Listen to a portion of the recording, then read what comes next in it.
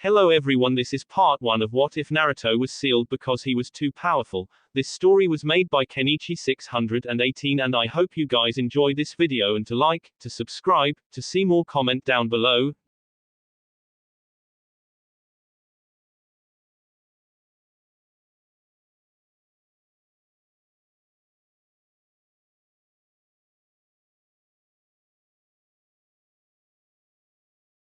Come on Gigi. Let me be a ninja already. Hiruzen Sarutobi, the Sandaime Hokage massaged his temples as he looked down at the little blonde boy who had a determined look on his face. He had been visiting the boy in order to give him a monthly allowance and help him shop for groceries as he lived alone. It might be odd that a little boy like this lives alone, instead of with his parents or in an orphanage, but the little boy held within him a massive little deterrent that kept most from wanting to care for him. Naruto Uzumaki held within him the ultimate Biju, the Kyuubi no Yoko. The same demon that had attacked and nearly annihilated Konohagakure no Sato, the village in which this story takes place. Naruto, I can't let you enter the academy. Naruto's face scrunched up, trying to decipher why, but Gigi, you told me other kids ninja as young as me training as ninja, why can't I? Hiruzen did have to admit to that nugget of truth. Clans in Konoha such as the Uchiha and the Hyuga trained their children from around the time they could walk to become shinobi. Kakashi Hatake had graduated from the academy at the age of 5 and even been promoted to Chunin at the age of 6, same for other prodigious ninja such as Itachi Uchiha.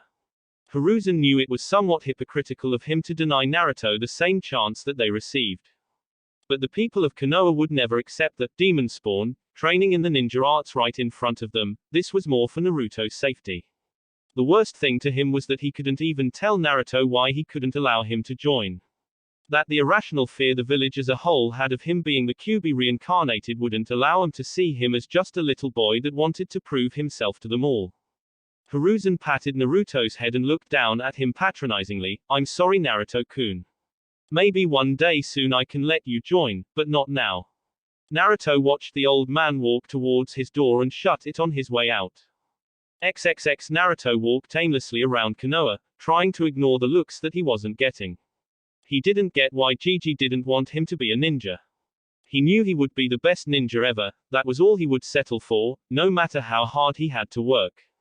There was something he wasn't getting, and trying to think about it made his head hurt. Eventually, by the time he had stopped pondering all of the absurd reasons that he wouldn't be allowed into the academy, he even came up with a strange conspiracy that there was some sort of demigod stuck inside of him and everybody knew but him. Crazy, right? He found himself atop his favorite place in the village, Hokage Mountain. It's beautiful, isn't it? Naruto whipped around suddenly to see a man with his head and one eye in bandages, and his right arm in a sling, also wrapped up. Naruto couldn't feel any real malicious intent from the man, so he allowed him to come closer. He stopped next to Naruto and looked out at the view from the top of the mountain. Truly being a ninja to protect this village is something that I've always felt is well worth the sacrifice.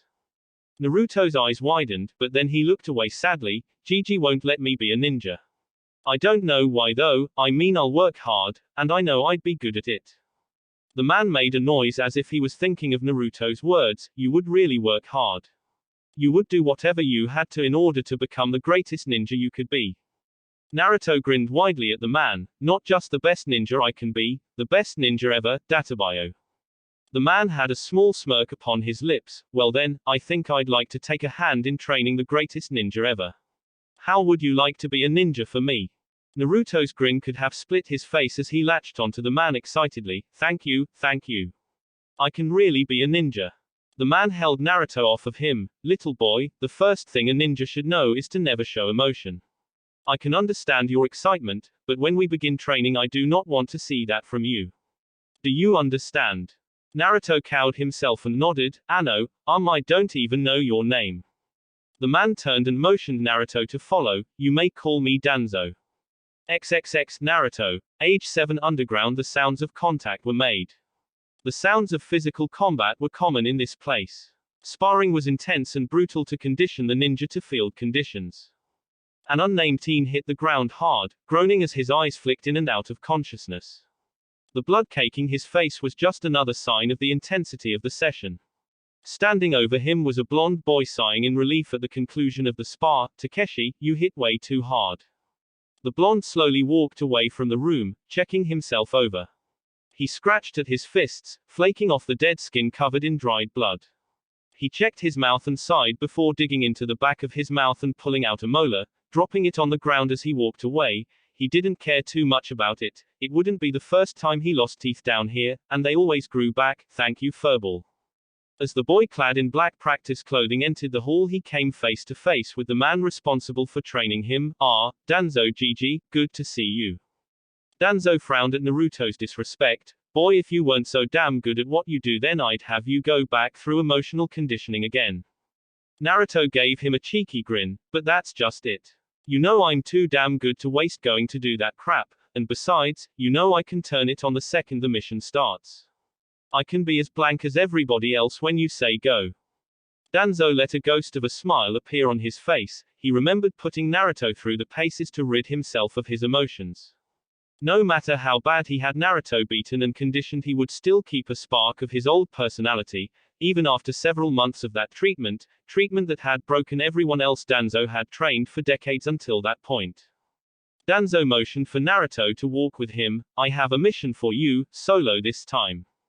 Naruto went into business mode upon hearing those words. What do you require of me, Danzo-sama? Danzo would never openly admit it, but he did rather like the fact that Naruto could turn his ninja mode on and off at the blink of an eye. It made training a bunch of emotionless tools more bearable if one of them had enough self-awareness to actually speak to him with even a hint of cordiality. They weren't necessarily close. Naruto was well aware of the fact that Danzo saw him as nothing more than a tool, a weapon to be brandished to protect Konohagakure, but people have shown that they can value objects and tools above many things in this world. Plus Naruto's childish streak got a kick out of making Danzo twitch. You've got to enjoy the little things. This one is probably going to be suicide for anyone else other than you. Even you will find it rough going, I would say. Naruto nodded as a sign of his hearing the advice. If this even hints at going under, you get yourself out of there, failed mission or not. A shimmer of his eye revealed from Naruto to Danzo that he was affected by those words. Danzo just couldn't tell if it was because he gave the very rare order for him to retreat if necessary, or if it was because he was offended for suggesting that Naruto might fail this mission. Naruto looked up to Danzo, icy blue eyes lacking the solid feeling they were full of just moments ago. Your orders, Danzo-sama. Danzo smiled. I think that he might just be the greatest weapon I have ever had. Training Naruto had not been even a chore. When it came time to learn how to fight, how to kill, how to win, Naruto had shown himself a quick study.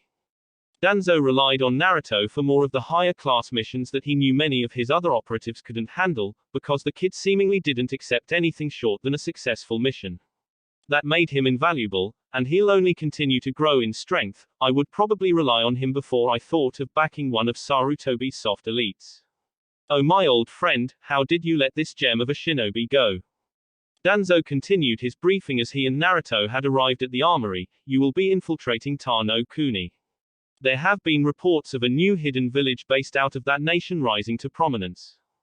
Naruto quickly changed from simple practice clothes to gear reminiscent of Anbu armor, clicking the chest protection shut. Hi Danzo-sama. Danzo continued, you will find the location of this village and if possible get inside and keep tabs on what you can see and find. When you believe that you have sufficient information to determine whether or not this village is a threat or not, you are to return to base and debrief. You may leave on your own mark. This will be a long-standing assignment.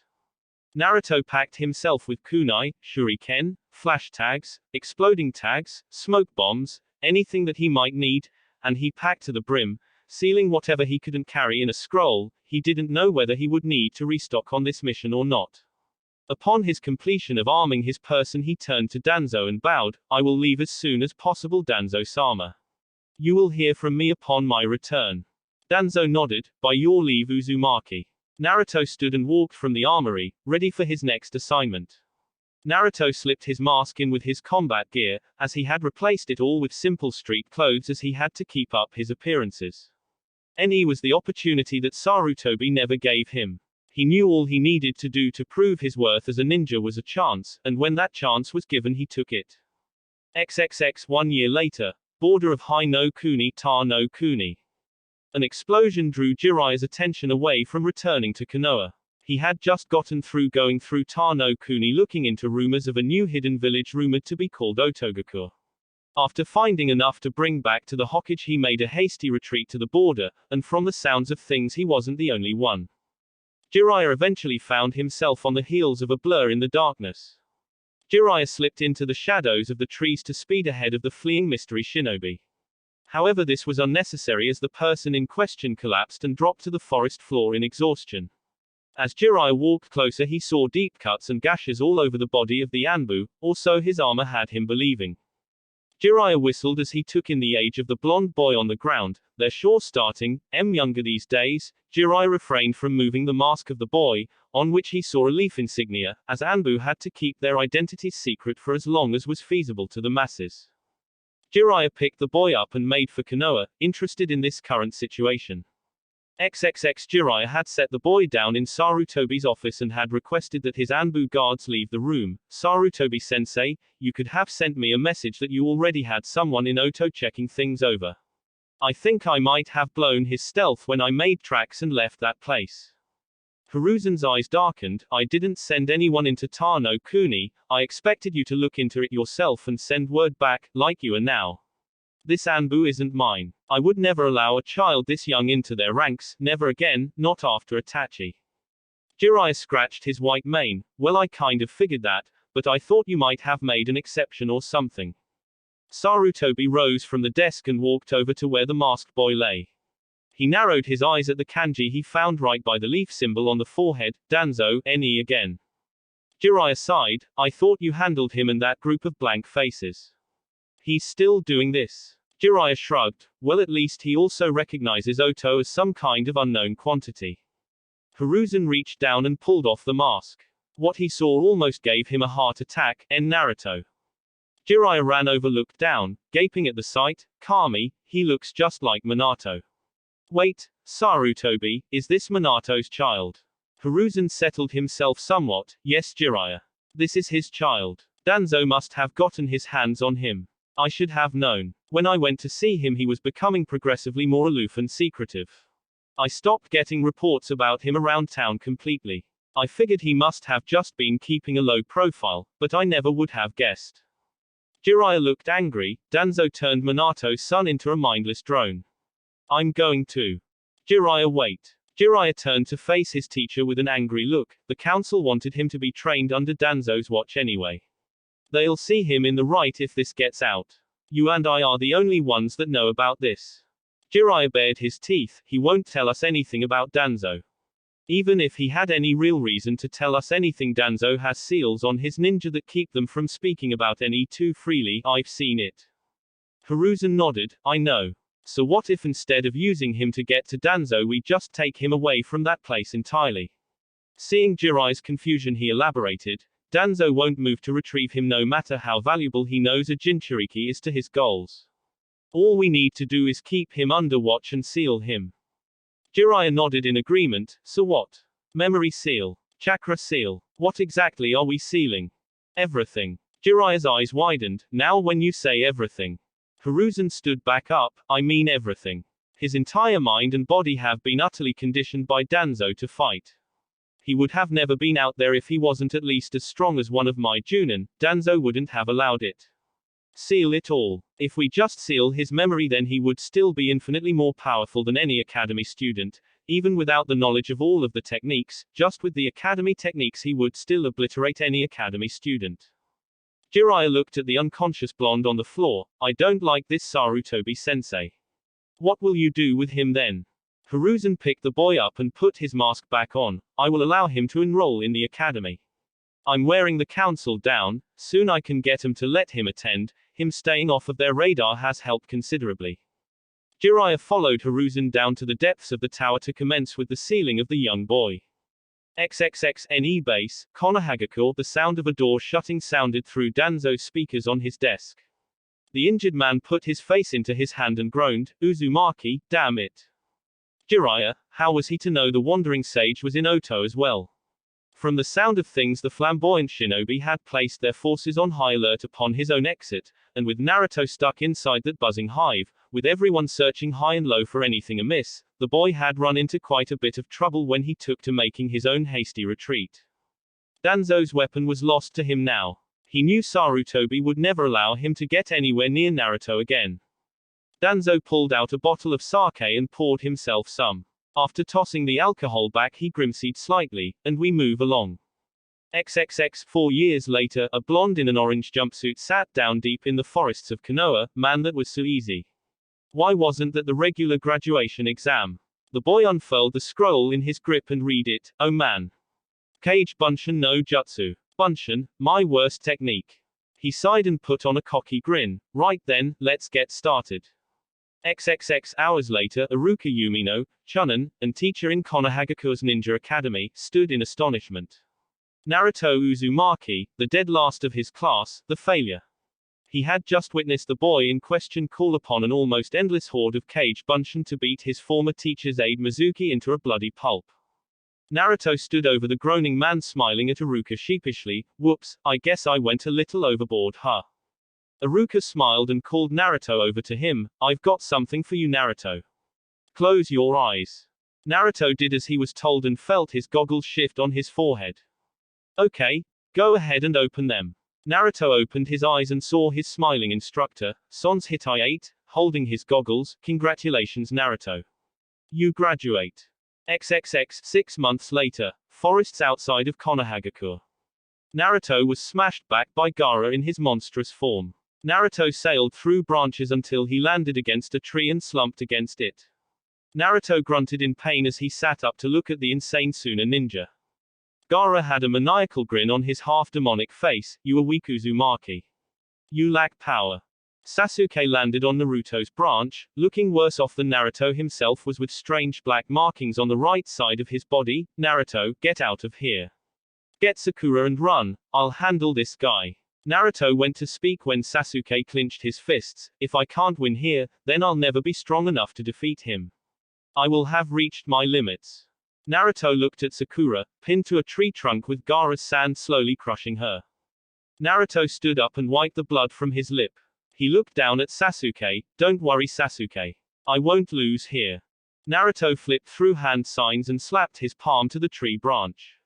A puff of smoke revealed a small orange toad. Hey there, I'm Gamakichi. Got any sweets? Naruto flipped out. I can't believe this crap. What's with you stupid toads? I can never get a useful one.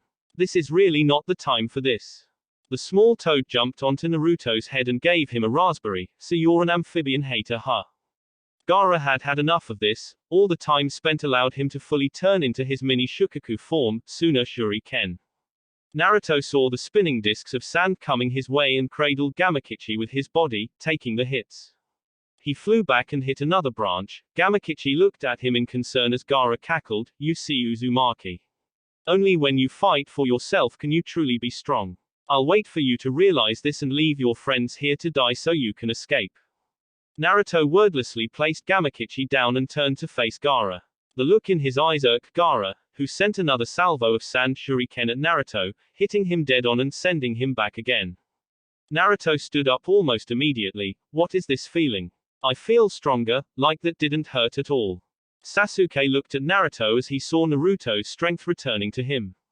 As a burst of visible blue chakra erupted from Naruto, the blonde's look of confusion and awe at himself turned to a wail of pain as he clutched his head and dropped to the ground screaming. XXX Naruto's mindscape, the Kyuubi no Yoko, was bored. Bored, bored, bored. It had been bored for years. Ever since Naruto's memories and skills had been sealed away, there wasn't any action for it to watch, or even partake in, as Naruto was wont to do from time to time. When the boy finally made his return during his month of training with Jiraiya, he was noting like the Naruto that had earned his respect in his childhood. This Naruto was loud and brash, with no true talents to back it up with. The old Naruto wasn't nearly as loud, and while he had his moments of being a loudmouth, he always had the talent to go with it and the drive to do better. The seal had handicapped him and his thinking for 4 years. The Kyuubi really couldn't even say that the new Naruto had potential. The old one had potential, and he had started achieving it, then it was taken away, and no one can have potential twice in their lifetime. As it pondered how exactly it was going to break out of its rotting prison, many markings appeared on the outside of the Kyuubi's cage. At first it was confused, until it remembered the exact same patterns appearing 4 years ago right before everything turned to shit. Oh, it's about time. Took you long enough, Ninjan. Focusing its chakra into a line, it pushed it out from the bars of the cage slowly so as to not upset the Shiki Fujin. Finally the chakra made contact with the walls and began to cover the lines, following them straight to the source. As the Kyuubi watched the lines turn red and rush off down the halls of Naruto's mind, it allowed itself a triumphant smirk on its vulpine features. Welcome back, Kit. XXX Temari had seen the Uchiha fight Gaara. He had done well until he ran out of chakra and began getting decimated by Gaara until his orange-wearing teammate came onto the scene. Then he ended up getting beaten down too. During his beating, however, he began to gain energy, taking Gaara's shots and walking right through them. He exploded with raw chakra, and Temari had never seen anything like that before. Chakra visible to the naked eye, so much that it seemed strange to the boy himself. As he began getting a handle on the situation, he collapsed, screaming and holding his head all the while.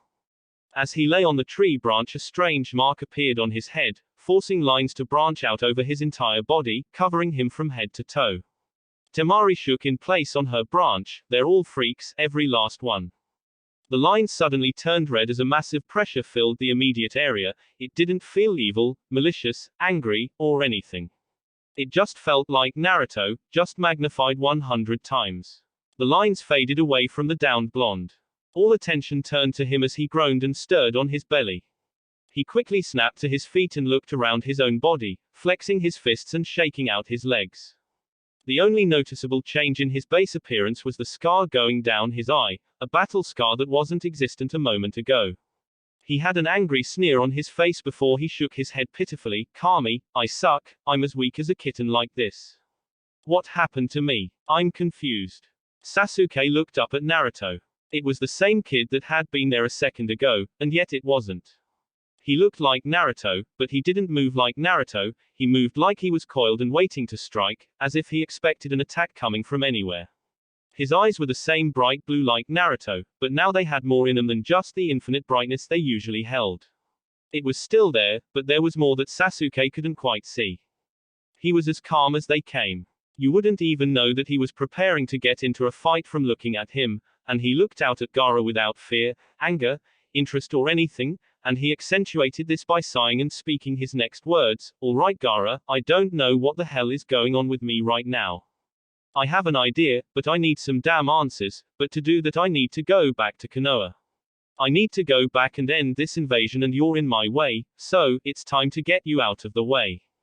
Naruto's head was splitting. The rush of memories returning to him in that instance gave him the mother of all migraines, and the dueling memories of his time in NE and the memories that he assured himself were implanted somehow weren't helping at all either. After hearing the confidence in Naruto's voice ring out in the forest, Sasuke spoke up. Naruto, what happened to you? What's going on?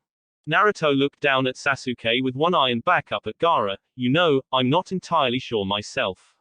Right now, I feel like crap, but compared to the way I've been feeling for the last 4 years I feel amazing. It's hard to explain. He grunted, it's not important right now. I have to beat his ass, hustle back to Konoha and find someone, like Danzo or something, that can explain all of this to me.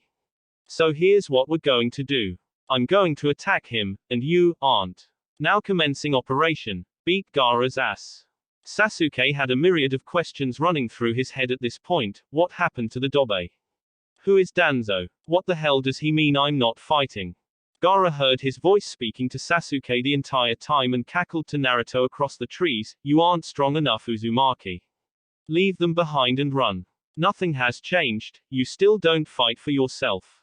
Gaara flung more sand shuriken at Naruto, who scoffed and grabbed Sasuke by the back of his collar and ducked and weaved out of the way of the projectiles. After he had gotten through them all, he dropped Sasuke back on the branch and scoffed. Pathetic, I'm slow as dirt, did my muscles atrophy or something? I became a ninja anyway, which means I should be conditioned like a genin, I should have kept my speed at least. Gaara looked at Naruto, looking himself over after dodging with Sasuke. This angered him. It was like Naruto was ignoring his existence, just like everybody else, don't ignore me. Gaara had mouths appearing all over his body as he took a deep breath and released it ahead. Fuyuten, Mugen Sajin Daytopper, Wind Release, Sandstorm Devastation. Gaara released a massive blast of air in a sandstorm in Naruto and Sasuke's direction, tearing off branches and cutting into the bark of trees. As the wind died down, Gaara couldn't see Naruto or Sasuke, no sign of either. It's a shame. Gaara turned around to see Naruto standing behind him right before Naruto's fist lifted him off of the branch and sent him crashing to a lower level. Naruto crouched on the branch and watched Gaara try to stand. You had a defense that only the fastest could bypass and only the strongest could breach, and what do? You cast it away for raw power when things get a little tough. Raw power can only overwhelm skill and finesse in extreme qualities. Naruto pointed at Sasuke, who was over by Sakura, Pakken, and Gamakichi. You beat him in this form because he was already burned out when you transformed. He used Chidori twice here, once during your fight in the stadium, and I'm sure he tested it one time when he and Kakashi were late. If he had more shots then you wouldn't have won. He smirked down at Gaara. I don't know what happened to me all of those years ago, but I'm not the kid that just had Cage Bunshin flying all over the place anymore. I could beat you like that, but that wouldn't be very fun. After all of this time, I can finally fight like I used to, if only a little bit. I'm still not fast enough to avoid taking hits, but I can almost assure you that however hard you hit me, a feral grin came onto Naruto's face, I'll hit you twice as hard. So let's see who can still stand up when this is all over. Naruto's hand moved unconsciously to his back before he pulled it down, clicking his teeth. Damn, that's right. I don't have a sword. Seriously, what happened to me? These phantom urges to fight like I was trained to are going to get me killed if I don't get it together. Gaara stood with a growl. You aren't stronger than me. You fight for the Uchiha, you fight for the pink-haired girl, fighting for others makes you weak. Naruto scoffed. That's the stupidest thing I've ever heard. There are detailed stories of mere mortal men, overcoming demons, for others. The Yondaime Hokage overcame the Kyuubi no Yoko for his village. Orochimaru fights for himself, you fight for yourself, and that's why you will both lose here today, because you don't have a true purpose to fight. Naruto cracked his knuckles, but let me show you, just how wrong you are. Don't blink. One flash tag later and Naruto's presence was gone from the area. Everyone looked around for any sign of the blonde boy who had changed from the orange loudmouth they had taken him for based on past experience.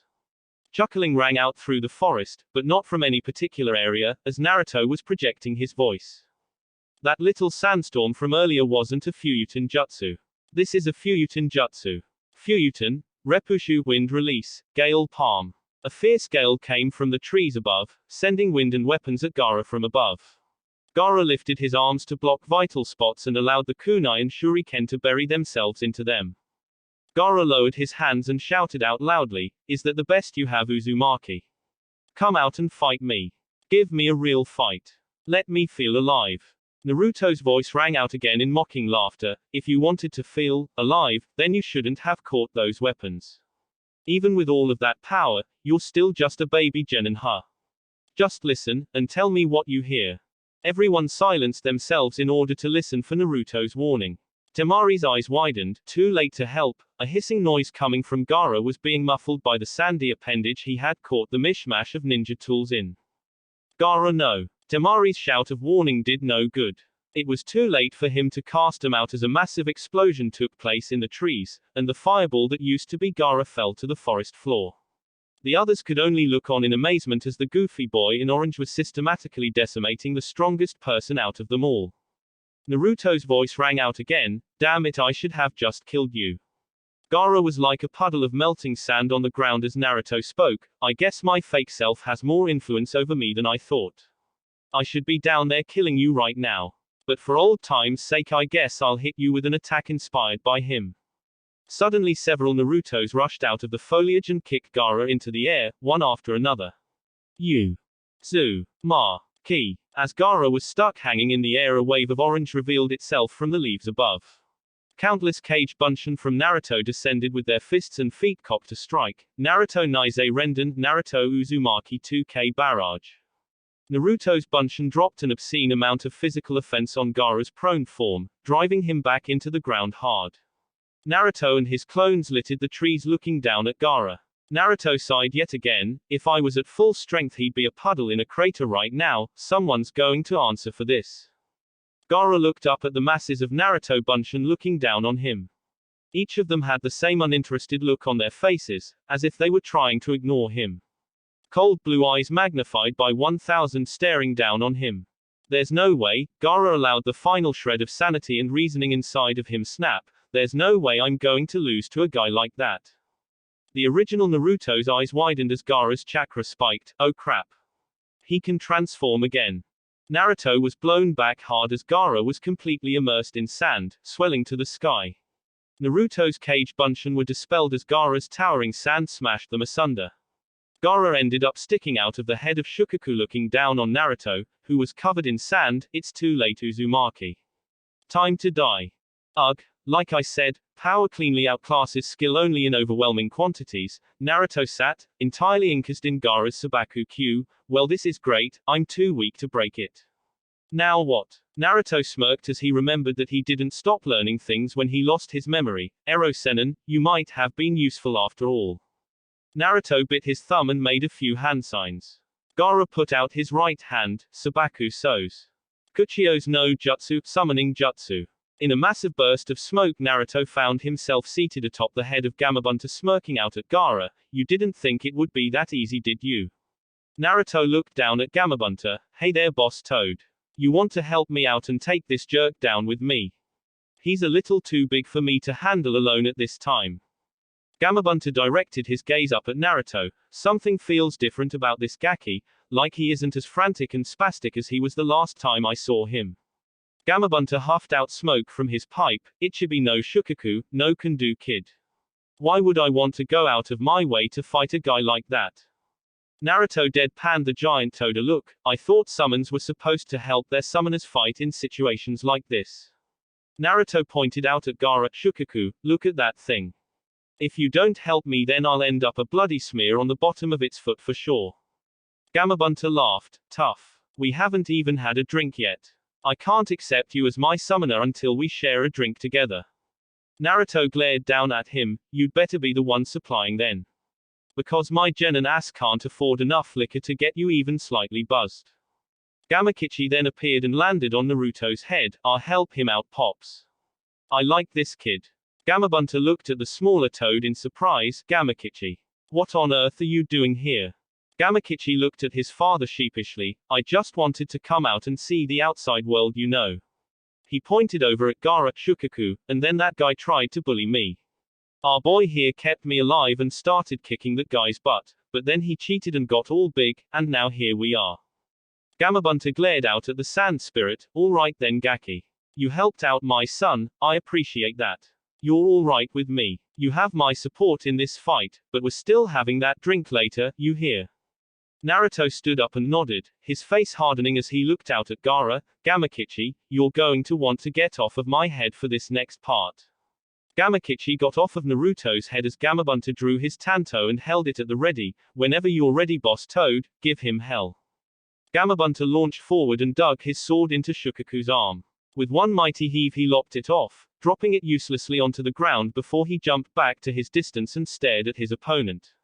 Gamabunta huffed in exhaustion. That almost took everything I had, and all I took was his arm. Naruto smirked down at Gamabunta. Wow, and I thought I was out of shape. I've been out of full commission for 4 years, what's your excuse? Gamabunta eyed the boy. Watch it, brat, or I'll squash you. The smile disappeared from Naruto's face as he looked back out at their mutual foe. Kill me later, we still have a problem. Gaara looked at Naruto excitedly. Interesting Naruto Uzumaki. I like this is a fantastic battle. Gaara brought his hands into the ram seal. Tanuki Neri no Jutsu, feigning sleep technique. Shukaku's star-shaped pupils spun wildly and he yelled to the sky, I'm free. Naruto kept an impassive face. He just made this a lot more difficult, didn't he? Gamabunta nodded with the boy on his head, and why wouldn't he? Alright, let's try something here. Shukaku inhaled deeply. Fuyuten, Renkuden, wind release, drilling air bullet. He launched a massive air ball at Gamabunta, who prepared his own attack. Suten, Tepodama, water release, liquid bullet. Naruto flew through his own hand signs. Let's give you a boost, boss Toad. Fuyuten, Daytopper, wind release, great breakthrough. Naruto let out a massive crushing wind that sped up Gamabunta's water bullet, forcing it to obliterate Shukaku's attack on contact. It continued on to collide with the demon itself, knocking it off balance and sending it to the ground. XXX Sasuke was watching the fight with envy.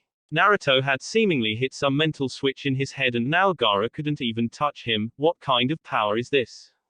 This Naruto is completely different from the one I've been working with for so long. Temari was completely overwhelmed. She had left to find Kankuro after Gaara had fully transformed and returned. Thinking that Gaara had killed Naruto and moved along towards Konoha, she wanted to bypass him entirely and avoid his killing spree. When she returned, she was shocked to see that Naruto was not only still fighting, not only forcing Gaara into a full possession, he was winning. She and Kankuro had to check to make sure they weren't dreaming. This boy. He isn't normal. How can he keep pace with Gaara? XXX Naruto looked down at Gamabunta. So how do we end this? Gamabunta was impressed by Naruto boosting his attack. He knew it would have been a stalemate otherwise. This really isn't the same kid from last week. Gamabunta remembered that Naruto had asked him a question. We need to wake up the host. The boy on his head, you need to wake him up.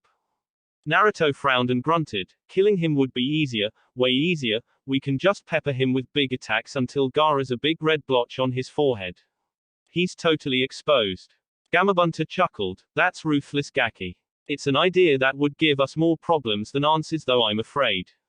Killing the medium in the midst of a full possession could end up with the demon being freed.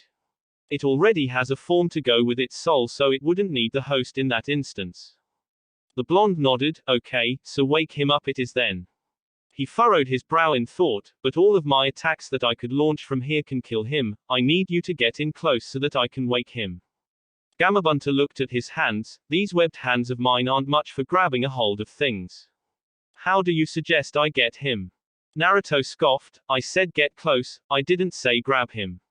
I can reach him myself, don't you worry. Gamabunta prepared to charge, as Shukaku reached an upright position once more. Naruto closed his eyes to get in touch with his inner demon. XXX Naruto's mindscape. Naruto appeared in the sewer of his mindscape in front of the Kyuubi's prison. Naruto looked around and shook his head. Kami, this place is a dump. I didn't leave this place looking like this. Demonic laughter rang out from behind the bars in front of him. No, you didn't, Ninjan. Whoever placed the seal on you messed with your mental functioning and reverted your mind into a dump, as you can plainly see. Naruto nodded. So will it get better? Because this is seriously depressing. Wait, seal. There was a seal on me. Yes, Kit, if your mind goes back to the way it was before 4 years ago, then your mindscape will return to its former state. The Kyuubi turned serious at this point. There was a seal placed on you after your disastrous mission to Otogakur. I can't tell you who did it because I was unconscious from using so much chakra to heal your wounds and keep you going until you reach the border. I woke up here, again. Needless to say, I wasn't too happy. Naruto laughed slightly. So that's why you were so pissed off when I showed up here last time. You tried to freaking eat me, you know. Why didn't you say anything? Kyuubi huffed and sat down on its haunches, letting its snout touch the floor. First of all, would your other self, who had been taught to mistrust me, believe me in the first place? If I had tried to tell you about it, I would have been harmed by the seal, as would you. It was a memory seal. Whoever placed it on you placed many others on with you that coincided with one another. You forcibly broke one, the chakra restrictor, and allowed me to force a chain reaction with the rest of your mental seals to free your mind. Naruto smiled at the massive kitsune. Well, I guess I owe you one soon then. But right now, could you give me a shot of your chakra for old time's sake? I need to smack down your comrade Shukaku without killing his host. The ground in Naruto's mind rumbled as the Kyuubi jumped to its feet, tails waving behind it excitedly. Really? You need my help again after so long? All right then, Kit. Why not? I just wish I could experience the fight through your eyes and other senses like I used to. Naruto smirked as the red chakra engulfed his body. Well, after we survive this, I'll set up my mind the way it used to be so you can. It's the least I can do. I missed being so badass. Naruto slowly faded from his mindscape as the Kyuubi lay back down on the ground. I did too, Kit. I did too. XXX Naruto's eyes shot open as his body filled with the Kyuubi's chakra. Almost simultaneously, Gamabunta charged at Shukaku. As the two massive creatures got closer, they both shot off the projectile attacks again. Naruto judged the distance just as the smoke from the collision of attacks rose. This is close enough, I guess. Naruto crouched deeply and propelled himself high over Gamabunta's head, leaping over the explosion and posturing himself above Shukaku's head. Naruto hovered overhead for a second before forcing wind chakra out through his hands, accelerating his descent. This is going to be amazing. Naruto fell at high speed aiming for Gaara, who was stuck sleeping on Shukaku's head. Wake up, you pasty bastard. Naruto delivered a double stomp right to the top of Gaara's head, driving him completely through the Shukaku figure, forcing it to collapse on itself as they crashed to the ground amid a deafening roar as the sand crashed around the trees. Gamabunta stood slack-jawed at Naruto's vicious, reckless attack on Shukaku. The kid jumped from the relative safety of his head, 30 feet higher than he already was, towards a crazed homicidal demon. The more amazing thing was that it actually worked. He hit Gaara with the force of his body weight focused into his feet from 30 feet above his head, making the impact more intense by using wind chakra to send him down faster. After the attack, he softened his landing considerably after he destroyed the Shukaku as he landed in sand that had been tenderized by his previous attack. Gamabunta was broken from his musing by his son. I like that kid Pops. He's insane. Can I hang out with him more often? Gamabunta chuckled. If he allows it, Gamakichi. Jiraiya sure picked an interesting one this time. I'll be watching you, Naruto Uzumaki. Naruto stood up and shook the sand off of his body, dragging Gaara out with him and dropping him on the ground, watching him look up at him in fear. Stay away from me. I don't want to die. Naruto slapped Gaara across the back of his head. Act like a shinobi, damn it. We deal in death for a living. Besides, I'm not going to kill you. You're a weapon like me. He dropped Gaara onto the grass and walked away slightly. You're a weapon that I broke already. And while you can be repaired, most of the time a repaired weapon is easier to break a second time around. He turned back to look at Gaara, his cold blue eyes turned back to their formerly bright nature. I'll beat you down every time you try to harm me or anyone in my village. Because only when you fight to protect and defend others can you be powerful and find the strength to push beyond your limits. Naruto looked up to the trees. Sasuke. The Uchiha in question landed by his side. Is Sakura-chan safe? Was I fast enough? Sasuke nodded. Yeah, Naruto, you saved her. Naruto looked back at Gaara just as his siblings landed and prepared for a fight. Naruto shook his head at the two Suna ninja. I just beat the guy that terrorized you since he was 6 and I still have enough chakra that I'm gonna sprint back to Konoha and finish up the battle there. You both already got your asses kicked by this guy in Shino and he looks like he's ready to go another round. Do really think you can beat us if you were stupid enough to attack us? Kankuro and Temari bristled at Naruto's nonchalant threat as he shrugged. Fine, be that way. We'll just knock you out and drag you to the village, and by we, I mean them. Naruto pointed behind him as two Kage Bunshin bashed them in the back of their heads with the blunt end of their kunai. Naruto looked back at Sasuke. Alright team, go get Sakura-chan and Pakken and we'll get out of here. We still have a battle to fight. Sasuke went to gather up Sakura as Naruto took to tying up the Suna ninja and hoisting them up on his and his Bunshin's shoulders. As they set off through the trees, Naruto mentally berated himself. How could I let myself be caught? Damn it. If I had never been sealed, then I would have been able to warn Danzo that Orochimaru was planning an invasion and amassing forces. I hope things aren't as bad as they seemed at the stadium. XXX Konohagakure. Around the center of town, Jiraiya stood atop the head of his massive toad summon as he watched Konoha forces engaging the Suna and Oto forces. Despite the fact that they had driven the enemy out of heart of the city, the enemy had been putting up a dogged fight. Suddenly Ibiki landed atop the toad's head. Jiraiya-sama. Jiraiya put up his telescope and turned to face him. Ibiki, report. Jiraiya-sama, our forces were caught in several ambushes as they chased the enemy forces out of the village. They ended up getting caught in a crossfire by some of Otogakure's ninja they had held back. Jiraiya groaned. They would win, but such an unnecessary loss of life was unsettling. Just as he was about to try and switch the topic, he saw Ibiki smile, but when they were closing in on our forces, they ended up getting sacked by a lone ninja of Konoha, wearing bright orange. If they saw correctly, he was moving too fast for some of them to catch. Jiraiya's eyes widened. There's only one kid I know that is colorblind enough to run around this place in orange. Ibiki nodded. At the same time, a cage bunch of Uzumaki and Sasuke Uchiha arrived at the hospital with their female teammate. And on the other side of town, he delivered the children of the Kazekage to a makeshift POW site, in good condition too. Ibiki scratched under his bandana. I saw how good the kid could be during his fight with the Hyuga, but I never would have guessed that he was good enough to take down a squad like that. Ibiki, you shouldn't talk about me like I'm not there.